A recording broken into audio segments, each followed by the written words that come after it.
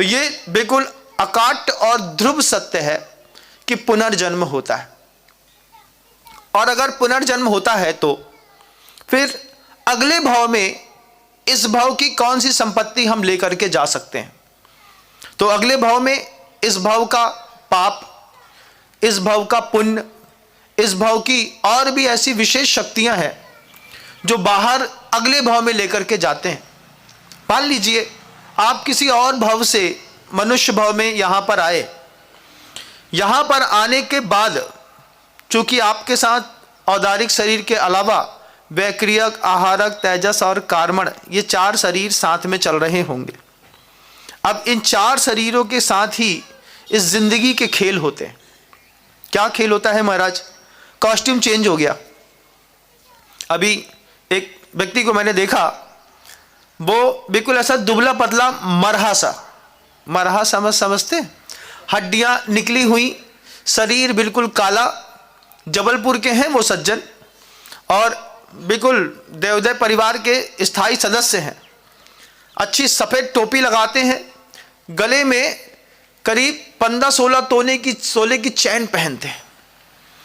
आचार्य सिंह जी के पास पहली बार आए, पहली बार आते ही साथ हमने देखा बिल्कुल मरा सा शरीर, सरसों का तेल लगाया, 4-5-7 गोल्डन चैन पहने, हाथ में एक ब्रासलेट पहने, सोना अलग चमक रहा, उसका शरीर अलग दिख रहा।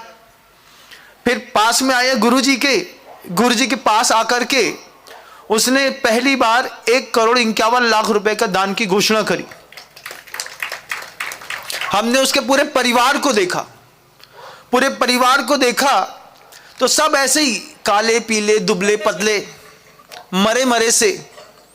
हमने उनको पास में बुला करके उनके कान में पूछा, तुमने ऐसो का करो है कि लक्ष्मी तुम्हारे पैर दबा रही है? तुम जो बताओ, तुम्हारी सूरत नहीं है, तुमसे खात नहीं बने, तुमसे बोलत नहीं बने, तुमसे रहत नहीं बने, तुमसे कछु आत नहीं है। वो ऐसे सज्जन है, सोयाबीन का, गल्ले का ऐसा गजब का काम है।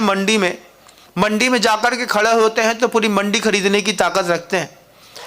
हमने उनसे सिर्फ एक बात पूछी कि तुम्हारे शरीर का रंग नहीं है, तुम्हारे रहने का ढंग नहीं है, तुम्हारे पास सोने चांदी हीरे मोती जवाहरात घर के अंदर भरे पड़े हैं, बस जब देखो तब एक राशि को गुटखा दबो रहे तो मुंह में उनके। कुछ लोग होते हैं जिंदगी में, कहते हैं ना राशि छोड़ेंगे ना अचार सी छोड़ेंगे, तो दोनों खाते रहते हैं और जीते भी रहते हैं। तो हमने उससे पूछा एक ही बात कि तुमने ऐसा क्या किया है कि लक्ष्मी तुम जैसे सड़ियल आदमी के पैर दबा रही है? वो एक ही चीज कहते थे, आज भी कहते हैं वो उसी चीज को, कि महाराज हमारे पास जो भी है सब गुरु की कृपा है। उनके वो जो शब्द थे आज भी दिमाग में याद है। वो इंसान कहते थे, आज भी कहते हैं, महाराज जी हमने भगवान को मुंह तो नहीं देखो, लेकिन गुरु के मुख में हमने भगवान जरूर देखे। जब वो ये कहते थे कि हमने भगवान का मुख नहीं देखा लेकिन गुरु के मुख में भगवान देखे हैं, हमने कहा इतने पैसा बोले हैं दे दे हो? बोले नगद महाराज, कल शाम को जो पैसा आचार्य जी के चरणों में ना पहुंचाए तो हमारा नाम लक्ष्मी चंद नहीं, नाम है लक्ष्मी चंद उनका, लक्ष्मी चंद की फकीर चंद नाम है, कुछ ऐसा नाम है, गरीब दास ऐसा कुछ है। मैं नाम उनका विस्मत हो रहा हूं, लेकिन हो सकता है वो हमारी आवाज सुन रहे हो। मैंने उनसे पूछा कि तुमने क्या किया, तो बोले सिर्फ एक गुरु की कृपा। पुनर्जन्म में आपको संपत्ति मिली लेकिन चेहरा नहीं मिला, कुछ पाप के उदय, कुछ पुण्य के उदय, दुर्भग नाम कर्म का उदय है, लेकिन उपलब्धियां बड़ी जबरदस्त हैं। चेहरे में ऐसे मोटे मोटे काले काले पिंपल्स निकले हुए हैं, उसमें से रोज दबाते हुए ऐसा तो पीप निकलती है, और खरबपति फर्म है, 5 बड़ी फैक्ट्रियां हैं, अच्छे मकान हैं, दुकान है। उसके बाद गुरुजी एक बड़ी गजब की बात कहते हैं। आचार्य श्री जी कहते हैं, आप भी अपने ऊपर आजमा के देखिएगा, गुरुजी कहते हैं किसी भी व्यक्ति की उपलब्धियों से उसके पाप और उसके पुण्य की परीक्षा मत करो। गौर से सुनिए, गुरुवर कहते हैं किसी भी व्यक्ति की उपलब्धियों से, उसके पास बहुत बड़ा मकान है, एक फार्म हाउस है, उसके पास बहुत बड़ी फैक्ट्री है, उसके पास बहुत अच्छी गाड़ी है, किसी भी व्यक्ति की उपलब्धियों से उसके पाप और उसके पुण्य की परीक्षा मत करो। उस व्यक्ति की प्रवृत्ति से उसके पाप और पुण्य की परीक्षा करो, उपलब्धियों से मत करो। तुम्हारे घर में क्या है, वो पिछले भाव का कोई पुण्य होगा। लेकिन तुम लगातार क्रूरता का काम करते हो, हिंसा करते हो, झूठ बोलते हो, चोरी करते हो, अब्रह्म सेवी करते हो, तो तुम्हारी प्रवृत्तियों से तुम्हारे पाप और तुम्हारे पुण्य के परिलक्षण दिखाई देते हैं। पुनर्जन्म में विश्वास, पुनर्जन्म में विश्वास करके आपने इस भाव में आकर के, आज मैंने अभी यहां पर देखा है, आज मेरा पहला उद्बोधन है सिलिकॉन सिटी पे, इंदौर शहर का बिल्कुल कोना है बंधुओं। यहाँ से सिर्फ महू लगता है 15 किलोमीटर बगल में, 150 किलोमीटर की समाज है, 150 घर की समाज है। मन तो करता है कि वहाँ भी चले जाएं। हाँ, लोग आ रहे हैं, महू वाले भी। मैं आप सबसे कह रहा हूँ कि पुनर्जन्म देखिए बस एक बार, कि आपका भी होगा। आपका जब पुनर्जन्म होगा तो उस भाव में आपको इस भाव का क्या मिलेगा, उस भाव में इस भाव का संस्कार वहां भी मिलेगा।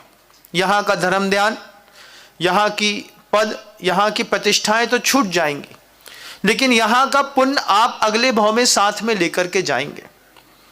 आचार्य श्री जी के शब्द हैं, गुरुदेव कहते हैं, दाता कब नुकसान में रहा है एक बार बताओ।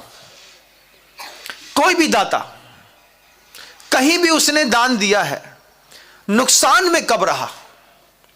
तुमने 5.5 करोड़ रुपए की राशि का अगर मान लीजिए दान किया है, 11 करोड़ दिए हैं, 20 करोड़ दिए हैं, दाता बस ये बताए कि वो नुकसान में कब रहा। और अगर नुकसान में नहीं रहा तो दान देकर के उसने क्या पाया है ये देखिए। फिर दान देने पर इस भाव में जो अनुकूलताएं बनी है, जो प्रतिष्ठा मिली है, जो मन का बोझ हल्का हुआ है, धन पुण्य की एक उपलब्धि मात्र है। बहुत सारी उपलब्धियों का श्रेय सिर्फ धन को मत दीजिएगा। धन के अलावा प्रसन्नता पुण्य की दूसरी उपलब्धि है, सात्विकता पुण्य की तीसरी उपलब्धि है, उसके बाद सद्व्यवहार सद आचरण पुण्य की चौथी उपलब्धि है, पांचवी उपलब्धि में लोक सम्मत होना पांचवी उपलब्धि है, निरोगी शरीर मिलना पुण्य की छठवीं उपलब्धि है। ऐसी कितनी उपलब्धियां हैं जो पुण्य की हैं। आपने पुण्य की सिर्फ एक शक्ति देखी है, एक शक्ति पर आप गौर करते हैं कि पुण्य है, क्या बहुत पैसा वाले हैं तो पुण्य है, बहुत पैसा वाले हैं, पुण्य की एकमात्र उपलब्धि है धन होना।